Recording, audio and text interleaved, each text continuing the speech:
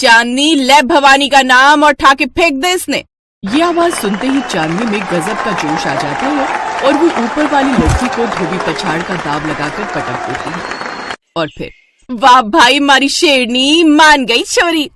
इस बार तो मुझे लगा था कि तू हार ही जाएगी, पर तन्ने क्या दाव लगाया, मजा आ गया कसम से मेरी हल्की। 65 किलो की पहलवान तुझे हल्की लग रही है, पागल ना हो तो। अरे वो हिंदी वाली हल्की नहीं रे, वो अंग्रेजों की फिल्म में है ना, वो हरा सा बड़ा सा आदमी हलक, वैसे ही तुम्हारे हरियाणा की हल्की है।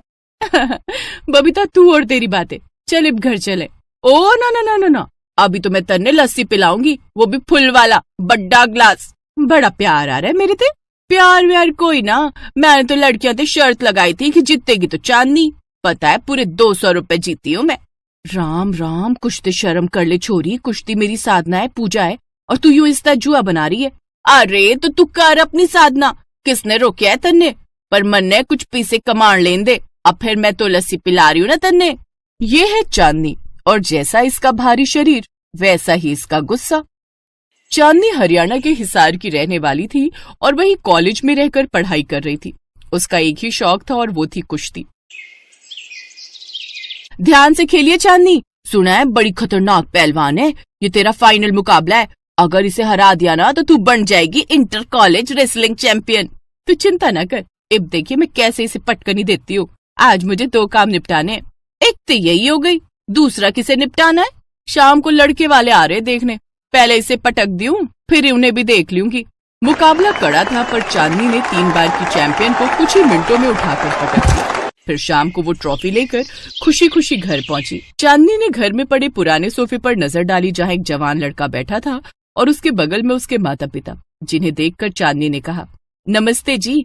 नमस्ते नमस्ते बेटा, बहन जी यही चांदनी है? हाँ जी, यही मेरी फूल सी बच्ची है, मेरी इकलौती बेटी चांदनी। अच्छा अच्छा बेटा, बड़ी पसीने पसीने हो रही हो, कहीं से भाग कर आ रही हो के? अरे वो कॉलेज में नींबू चम्मच दौड़ होती है ना, तो उसमें पहले नंबर पर आई है जी मारी छोरी। चांदनी ने कई साल मेहनत करके ट्रॉफी जीती थी, पर उसकी माँ ने उसकी तारीफ करने के बजाय उसकी कुश्ती पर नींबू निचोड़ दिया था। तो गुस्से में चांदनी ने रसोई में दांत पीसते हुए कहा, माँ तने झूठ क्यों बोलिया, मैं नींबू चैंपियन हूँ, तने सच क्यों ना बोलिया? अच्छा और क्या कह दूं कि मेरी लाडली कुश्ती चैंपियन है, 2 लड़कियों को ठाके फेंक देती है, बताइए सुन के कौन शादी करेगा तुझसे? पर माँ मुझे नहीं करनी शादी वादी। देख मेरी लाडो, तेरे बापू अब इस दुनिया में है नहीं, और मैं इससे अच्छा लड़का नहीं ढूंढ सकती तेरे लिए। अरे रेलवे में क्लर्क है वो, महीने के कमाता है 40-45 हजार। अच्छा और दहेज कितना लेगा? उसकी चिंता ना कर तू, समझी, बस तू तरीके से तैयार होकर आजा जल्दी। चांदनी का शरीर भले ही बाकी लड़कियों से थोड़ा तगड़ा था, लेकिन वो देखने में बहुत सुंदर थी। वो जब तैयार होकर आई तो ललित उसे देखता ही रह गया और उसने शादी के लिए हाँ कर दी। फिर कुछ दिन बाद दोनों की शादी भी हो गई। फिर विदाई के वक्त, देख चांदनी, बड़े अच्छे घर में तेरी शादी कराई है, सारे खेत बिक गए लाडो तेरे दहेज में, अब बस निभाना तुझे है, सास ससुर की इज्जत करना, पति को भगवान मानना, और हाँ कभी किसी को ना बताइयो कि तू पहलवानी करे है, समझी, घड़ी कोमल और संस्कारी बहू बन के रहना, समझी मेरी लाडो। फिर शादी के 2 दिन बाद, चांदनी यहाँ आओ। जी मम्मी जी। बेटी आज तेरी पहली रसोई है, आज घर का सारा खाना तन्ने ही बनानो है। जी मम्मी जी मैं सब कर लूंगी। हाँ पर यो बात सुन ले बेटा, यो घर में कोई ठंडो खाना पसंद नहीं करे है, ना मैं ना ललित और ना ही ललित के पापा। तन्ने भी तो देख ही लिया होगा इन 2 दिनों में, गरम रोटियां ताजी और गरम सब्जियां, तू समझ रही है ना? हाँ मम्मी जी समझ गई मैं, आप चिंता ना करो। चांदनी ने उस दिन बड़ी मेहनत करके रसोई में अच्छा अच्छा खाना बनाया। खाना खाकर सबने चांदनी की तारीफ की। फिर खाना खाने के बाद, अरे मीठे में कुछ है क्या? हाँ है ना जी, खीर बनाइए आप सबके लिए, बढ़िया सी ठंडी खीर। है? ठंडी खीर? चांदनी, हमारे घर में हम कुछ भी ठंडा नहीं खाते हैं। पर खीर तो ठंडी ही अच्छी लागे है ना मम्मी जी? एक बार कह दिया ना, तू बहस क्यों कर रही है, जा जाके खीर गरम करके ले आ। शादी के दूसरे दिन ही चांदनी को डांट पड़ गई थी। उसे गुस्सा तो बहुत आ रहा था, पर वो कुछ नहीं बोली और वहाँ से चुपचाप चली गई। शाम को जब सबको खाना खिलाने के बाद चांदनी रसोई की सफाई कर रही थी, तभी उसकी सास रसोई में आती है। चांदनी की कर रही है? बस मम्मी जी रसोई साफ कर दी है, बस ये बचा हुआ आटा फ्रिज में रखने जा रही थी। क्यों फ्रिज में क्यों? सुबह पराठे बना दूंगी ना गर्मा गर्म सबके लिए। हैं? बासी आटे के पराठे? तने बताया था ना कि यहाँ सब गर्मा गर्म खाते हैं। वो तो ठीक है मम्मी जी, पर इस आटे का क्या करूँ मैं अब? फेंक दे और क्या करेगी, और आगे से ध्यान रखियो। चांदनी को बहुत बुरा लगा और गुस्सा भी आया, क्योंकि उसकी माँ ने उसे हमेशा अन्न का सम्मान करना सिखाया था। इसी तरह कई साल बीत गए। चांदनी अपने ससुराल के हिसाब से ढलने लगी। फिर एक दिन चांदनी जब सुबह उठी तो उसे तेज बुखार था। उसे कमजोरी का एहसास हो रहा था कि तभी उसकी सास ने उसे आवाज लगाई, चांदनी, ओ चांदनी, अरे कहाँ है? देखो कितना टाइम हो गया और ये महारानी अभी तक कमरे से ना निकली।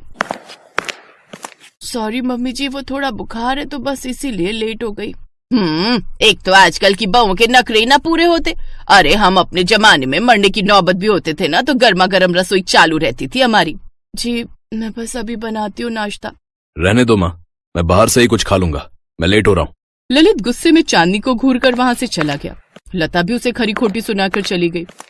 कुछ देर बाद अचानक घर के दरवाजे की घंटी बजी और फिर, नमस्ते आंटी जी। नमस्ते बेटा, तुम कौन? बबीता तू? हाँ आंटी जी, दो जिस्म एक जान थे हम। पर तुझे क्या हुआ? तू इतनी कमजोर कैसे हो गई? चांदनी ने बबीता से कुछ नहीं कहा और उसे अपने साथ रसोई में ले आई। सुबह सुबह पति और फिर सास से डांट खाकर उसका मूड वैसे ही खराब था। और फिर जब बबीता ने उसे कुरेदा तो उसकी आंखें छलक आई। वो रुआसी होकर बबीता के गले लगकर रोने लगी। इसी बीच तवे पर रखी रोटी जलने लगी और तभी लता रसोई में आई और जली हुई रोटी देखकर भन्ना गई। उसने बबीता के सामने एक जोरदार तमाचा चांदनी के गाल पर जड़ दिया और फिर, चांदनी, ले भवानी का नाम हो उठा के फेंक दे बुढ़िया ने। इतना सुनते ही चांदनी को पता नहीं क्या हुआ। उसने अगले ही पल लता को गर्दन और घुटने से पकड़ा और उसे अपने सिर के ऊपर हवा में उठा दिया। लता डर के मारे चीखने लगी। उसकी चीख सुनकर ललित और उसके पिता रसोई में भागे चले आए और चांदनी का रौद्र रूप देखकर उन दोनों के भी हलक सूख गए। चांदनी, माँ को नीचे उतार दो प्लीज, इतनी ऊपर से गिरी तो हड्डी टूट जानी है माँ की। जिज्जा जी, वो इंटर कॉलेज चैंपियन रही है रेसलिंग की। उसने ठा के फेंका ना तो कम से कम 7-8 तो टूटेंगी। उसकी शराफत का और फायदा ना उठाओ। मैंने उसके अंदर की शेरनी जगा दी, अब उसे परेशान करने की गलती ना करना, वरना गर्मा गर्म रसोई की जगह क्या फायदा? आपकी कनपटी पे 2-4 गर्मा गर्म धर दे। जी जी समझ गया, सॉरी चांदनी, माँ को नीचे उतार दो प्लीज। बबीता के कहने पर चांदनी ने लता को जमीन पर उतार दिया। लता थर थर कांप रही थी। आंटी जी ये तो बता दो, ऊपर हवा ठंडी थी कि गर्मा गर्म है? अरे ना बेटी, अब तो कुछ गर्मा गर्म ना चाहिए, जैसी बहू की मर्जी हो वैसे एडजस्ट कर लेंगे हम तो। देख लिया चांदनी, तू तो खामखा परेशान हो रही थी। चल अब मैं चलती हूँ, बाकी कभी फिर ते मेरी जरूरत पड़े तन्ने जोश भरण खातर ते बुला लियो। इसके बाद चांदनी ने मुस्कुराते हुए बबीता को विदा किया।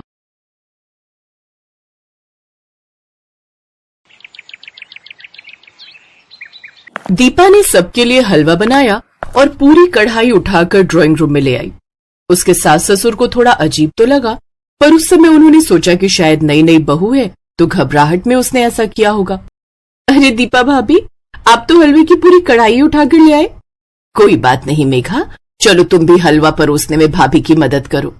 कोई नहीं जानता था कि रसोई के बर्तन इधर उधर रखना और सारा खाना रसोई से लेकर घर में भी फैला देना, ये दीपा और उसके पूरे परिवार की आदत थी। ये तो जब दीपा ससुराल में रहने लगी तब सबको उसकी इस आदत का पता चला। दीपा, तुम रसोई के सारे बर्तन खाना बनाने के बाद बाहर क्यों ले आती हो? आज तुमने दाल चावल बनाए तो पूरा कुकर और कढ़ाई बाहर आंगन में रख दी, ऐसे थोड़ी होता है। तो इसमें क्या बुराई है? बार बार रसोई में जाने से अच्छा है एक ही बार में सारे बर्तन बाहर रख दो। हम तो अपने घर में ऐसे ही करते हैं। अब मैं ये थोड़ी है बार बार मैं रसोई में उठकर जाऊंगी कुछ चाहिए हो तो। सबके बार बार टोकने पर भी दीपा ने अपनी आदत को नहीं सुधारा। एक दिन दीपा के सास ससुर कहीं बाहर गए हुए थे। वहीं दीपा खाना बनाकर हॉल में बैठी हुई थी। तभी कुछ मेहमान आ जाते हैं। नमस्ते बेटा, आशा बहन जी घर पर नहीं है क्या? माँ बाबूजी किसी जरूरी काम से बाहर गए हैं। ऐसा है बेटा, हमारे बेटे जो है राहुल की शादी है, ये शादी का कार्ड है और मिठाई का डिब्बा। माँ पापा से कह देना कि सबने शादी में जरूर आना है।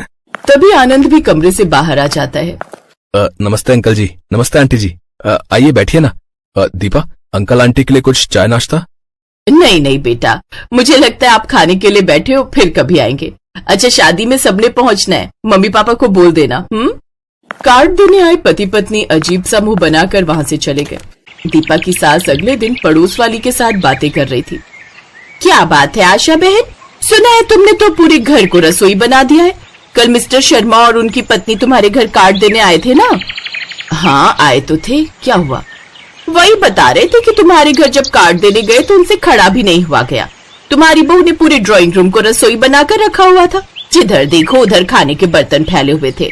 मुझे तो मिसेस शर्मा ही बता रही थी, बोली उन्हें तो बहुत प्यास भी लगी थी, पर वहाँ तुम्हारे घर उन्होंने पानी भी नहीं पिया क्योंकि तुम्हारे घर में उनका रुकने का मन ही नहीं था। ऐसे कौन खाना खाता है आशा बहन? मैं बहू से इस बारे में बात करूंगी। अच्छा मैं चलती हूँ। दीपा की सास गुस्से से भरी हुई थी। वो जैसे ही अपनी बहू दीपा को खरी खोटी सुनाने के लिए जाने लगती है, तभी एक टैक्सी उनके दरवाजे पर रुकती है। टैक्सी में दीपा के मम्मी पापा और भाई बहन बैठे हुए थे। दीपा का मायका दूसरे शहर में था, इसलिए शादी के बाद उसके मायके वाले उसे मिलने और कुछ दिन उसके पास रहने आए थे। इस वजह से दीपा की सास उसे कुछ कह नहीं पाई। माँ पापा, ज्योति अमन, आप सबने तो मुझे सरप्राइज दे दिया। हाँ, सोचा शादी के बाद कुछ दिन तुम्हारे पास रह लेते हैं, तुम्हारे शहर में घूम लेंगे।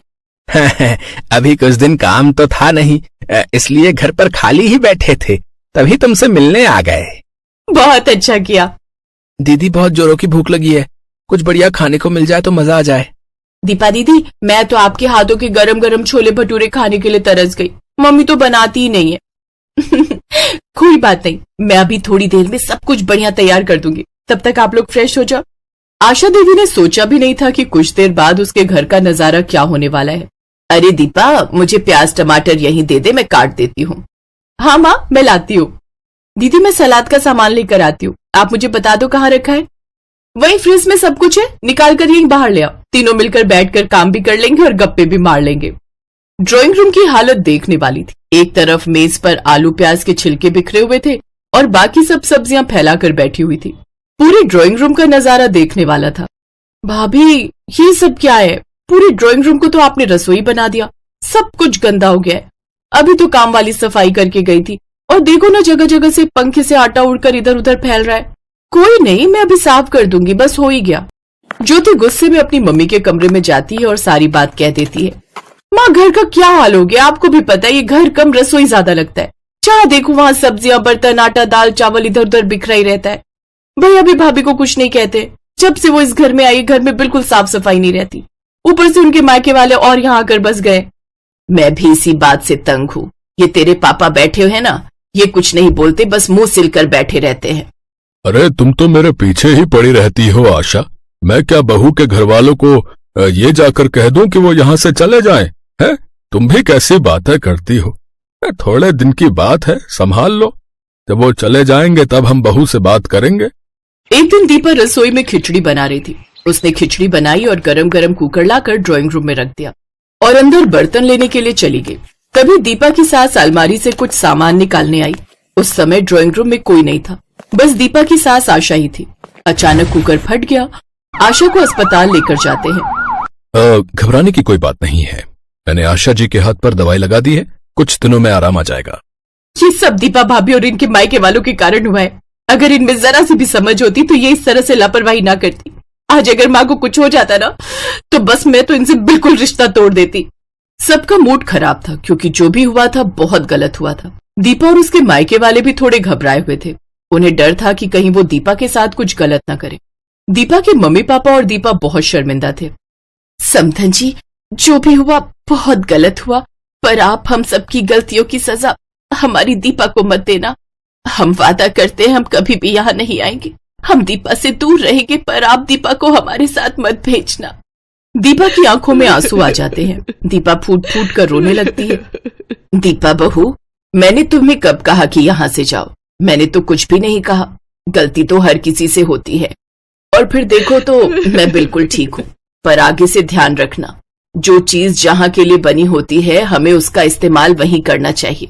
चलो अब चुप हो जाओ, और आप सब भी इस तरह की बातें मत कीजिए। ये आपका ही घर है और जब भी चाहे आप यहाँ आ सकते हैं। और अभी आप सभी यहाँ से नहीं जाएंगे। अगले हफ्ते दीपा का जन्मदिन है, उसके बाद ही हम आपको जाने देंगे। माँ जी, आपको कैसे पता मेरा जन्मदिन है? आनंद ने बताया था। वो चाहता था कि तुम्हारे पहले जन्मदिन पर सरप्राइज रखे। आई एम सॉरी भाभी, मैंने भी बहुत ज्यादा बोल दिया। अब दीपा ने रसोई का खाना घर में फैलाने की आदत छोड़ दी। अब वो जो कुछ भी बनाती रसोई से ही थाली में परोस कर लाती, जिससे उसकी लाइफ में सब कुछ ठीक हो गया।